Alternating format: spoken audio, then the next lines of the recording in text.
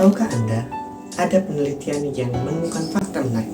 Bagi sebagian besar orang di luar sana, berdiri di depan banyak orang, berbicara di depan umum, itu jauh lebih menakutkan daripada berada di ketinggian. Ya, Anda tidak salah dengar.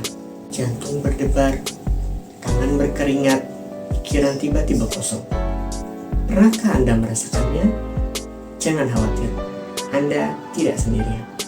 Fenomena ini dalam dunia psikologi disebut communication apprehension atau kecemasan dalam komunikasi. Pertanyaannya, di era di mana ide brilian bisa mengubah dunia, akankah kita terus memelihara rasa takut ini untuk membungkam suara kita? Assalamualaikum warahmatullahi wabarakatuh. Halo, nama saya Radwana Pak Zafran. Di video kali ini kita akan membongkar rahasia bagaimana cara mengubah rasa takut menjadi rasa percaya diri yang luar biasa. Mari kita bahas. Banyak yang berpikir bahwa saya kan bukan presiden, saya bukan CEO juga, buat apa belajar public speaking? Nah, ini adalah miskonsepsi terbesar. Jurnal yang akan kita bahas pada kesempatan kali ini menyoroti satu fakta penting bahwa keterampilan komunikasi adalah fondasi kesuksesan pribadi dan juga profesional. Entah Anda sedang presentasi di depan klien, presentasi di depan bos, menyampaikan materi di depan murid, atau hanya sekedar memimpin rapat RT. Anda sedang melakukan public speaking. Lalu, kenapa kita sangat gugup? Jurnal ini menjelaskan bahwa penyebabnya adalah kurangnya persiapan, rasa takut dihakimi atau dievaluasi oleh orang lain, dan satu lagi yang paling krusial adalah tidak terbiasa. Kita tidak dilatih sejak kecil. Public speaking dianggap sebagai bakat bawaan, padahal itu adalah skill, di mana keterampilan itu bisa dipelajari layaknya kita mengendarai sepeda. Untuk membuktikan skill ini dapat dilatih dengan cepat, para peneliti dari Universitas Dr. Mustopo Jakarta, yaitu Bizi Andriani, Yoswarta Meliala, dan Natalia Nilamsari, melakukan eksperimen sosial yang luar biasa. Subjeknya bukan mahasiswa ilmu komunikasi ataupun politisi. Subjeknya adalah para pengelola RPTRA atau Ruang Publik Terpadu Ramah Anak di Jakarta. Bayangkan peran mereka. Mereka adalah ujung tombak pemerintah yang harus menghadapi berbagai macam orang setiap hari. Mulai dari anak-anak, remaja, orang tua, hingga lansia. Tapi tahukah Anda, sebelum pelatihan ini dimulai, dari 40 peserta, hanya 25% yang percaya diri berbicara di depan umum. Sisanya menghindar, cemas, dan takut salah. Lalu, apa yang para ahli ini lakukan? Mereka melakukan terapi, yaitu pelatihan selama 3 hari. Bukan cuma hanya mendengarkan materi, tapi praktik langsung, learning by doing. Mereka diajarkan cara mengatur nafas untuk meredakan gugup, cara menjaga kontak mata, cara menggunakan bahasa tubuh, sampai mereka diajarkan cara membuat slide presentasi PowerPoint yang tidak membosankan atau ya.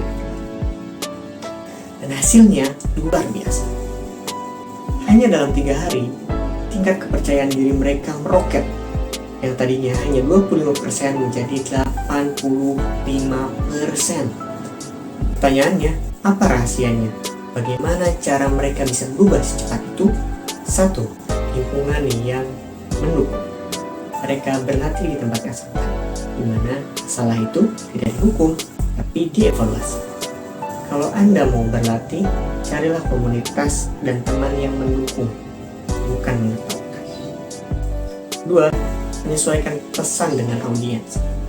Kita diajarkan bahwa cara menyampaikan pesan kepada anak muda berbeda dengan cara menyampaikan pesan kepada lansia. Audiens Anda adalah raja. Mari kenali mereka. Yang ketiga, kekuatan visual. Slide presentasi adalah senjata rahasia Anda. Banyak orang yang bikin slide presentasi seperti koran yang isinya teks saja. Di pelatihan ini mereka diajarkan kesederhanaan, kontras warna, dan juga penggunaan gambar. Saat slide presentasi Anda bagus, semua audiens fokus pada pesan Anda. Dan ajaibnya, rasa gugup Anda ikut berkurang, karena Anda tahu bahwa Anda memiliki materi yang sama. Sekarang, mari kita tarik temuan jurnal ini kepada kehidupan kita saat ini. Panggung Anda bukan lagi podium kayu di depan kelas, melainkan ini, lensa kecil di HP Anda atau di laptop Anda. Jurnal tersebut menyoroti secara khusus bahwa kemampuan atau kompetensi berbicara atau public speaking di depan kamera adalah kompetensi kritis. Submitting, bikin video YouTube, Instagram Reels, TikTok. Banyak orang yang bisa berbicara di depan umum secara langsung itu mendadak kaku, awkward saat melihat lampu merah kamera menyala. Karena tidak ada audiens yang mengangguk, tidak ada feedback langsung. Terasa sepi, tapi pengelola RPTRA diajarkan menembus batas itu, membangun personal branding secara digital. Kesimpulan dari jurnal ini sangat jelas, bahwa percaya diri bukan jatuh dari langit. Ia dibentuk dari pengalaman, persiapan, latihan, dan yang paling penting, keberanian untuk memulai. Jadi, apa langkah Anda selanjutnya?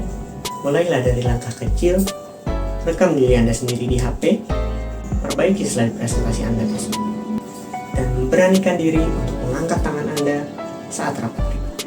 Jika video ini bermanfaat, jangan lupa like, subscribe, dan juga bagikan kepada teman atau saudara Anda yang butuh suntikan motivasi untuk berbicara di depan umum atau public speaking.